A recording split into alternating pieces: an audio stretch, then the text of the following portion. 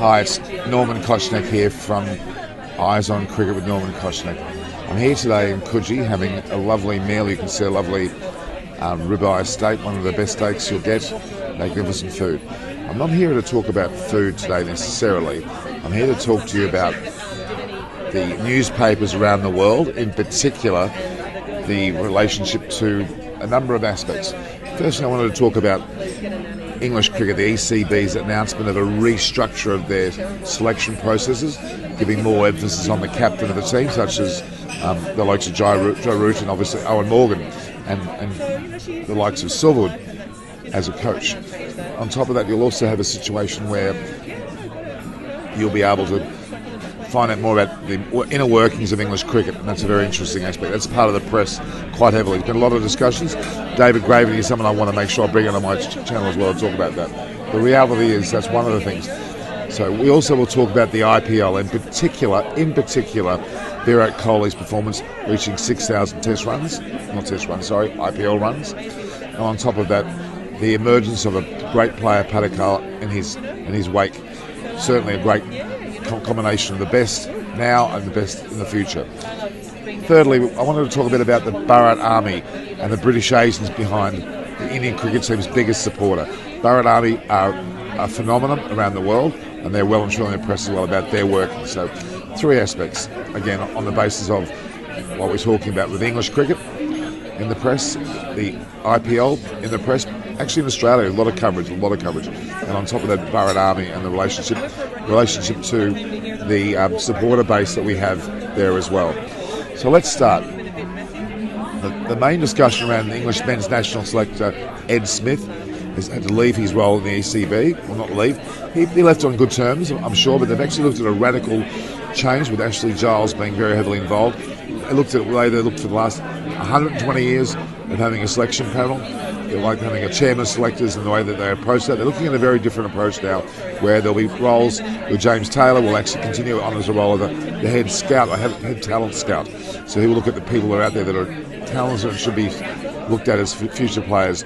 But it comes down to the helm of the team, namely the coach, Silverwood, the captains of Joe Root in the Test format, let's say, and the ODI T20 formats of Owen Morgan will have chief responsibility for actually appointing players for the game, having the selection process of the 11 to play in the day, which is quite an incredible change, I would agree. Don't you agree, in fact? So Silverwood, the coach currently, will continue to pick the playing 11 with the help of the two captains, Root and Owen Morgan. James Taylor, as I said, the former right-hand batsman of England, has been seen or has been changed in terms of his title from English selector to head scout, which is an amazing term. He will work with Mo Bobar, England's performance director, and England's coaches to inform selection, because the weight of Silverwood's role means he is rarely able to get to county cricket. So he will need the people around to be able to look at the county cricket scene and judge whether the players are emerging and coming through, and then he put forward to Silverwood. A statement said, supporting the system will be a resource that will provide intelligence and performance analysis. So very much in the modern age. Talent ID, scouting, medical and sports sciences will be all involved in that particular process. In fact, the current process of selecting England teams has been in place for over 120 years. Remarkable that they're going about this change. It's quite revolutionary because it doesn't necessarily happen in other countries. Other countries have a lot of issues, especially around the presidents of their countries getting involved and dabbling in there as well. So there's a lot of press on that. Very significant. Now let's look at Foxtel, or Fox Sports, I should say. They've got a great heading there. Virat Kohli makes IPL history, but Indian captain is overshadowed on the day by a 20-year-old sensation. That is Patakal.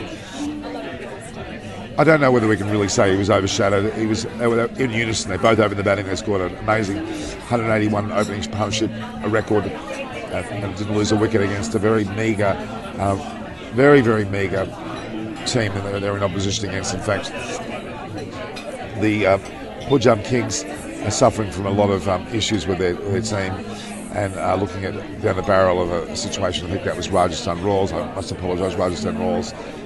For that matter, Punjab Kings also engaged, but it was Rajasthan Royals which failed this match and were thumped by RCB last night. That is, RCB thumped the likes of Rajasthan Royals. some great photos actually there of Kohli with Patakal and this master apprentice, current flavour to future flavour, all in one.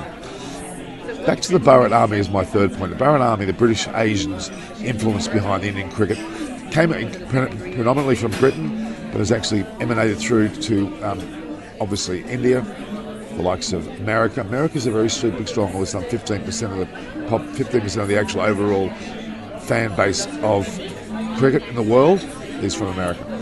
So the Bharat Army are evidence here in Australia, here in Sydney, Australia, throughout England, as I said, certainly into areas like South Africa and all of the subcontinent countries, obviously India being the foremost of that. So they're the 3 points that I wanted to bring up today, and I hope you enjoyed that. So this is Norman Koshnick here on Eyes on Cricket.